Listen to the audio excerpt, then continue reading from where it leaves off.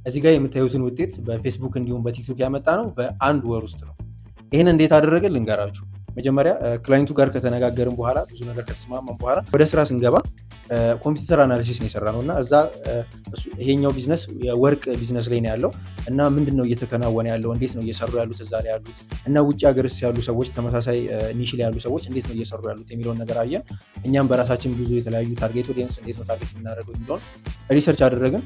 ከዛም ኢምፕሊመንት አደረግን። በዛን ጊዜ ያየነው ምንድነው ቶክን ሄድ ቪዲዮዎች ወይም እንደኔ እንደዚህ እንደምታዩት ቁጭ ብሎ የሚያወራ ሰው ያለበት ቪዲዮ በዛ ኒሽ በደንብ ፐርፎርም እያደረገ አልነበረም። በተቃራኒው ግን ቮይስ ኦቨር ቪዲዮዎች ይበልጥ ፐርፎርም እያደረጉ ነበረ። ከዛ አክሽኖች ሁኩን ደግሞ ከቢዝነስ ጋር የተያያዘ እዛ ጋር ምንድነው እነዛ ሰዎች የሚሸጡት ይሄ ቢዝነስ የሚሸጠው የወርቅ ማሽን ማምረት ላይ ነው እና እሱን ነው ለተመልካች የሚያደርሰው።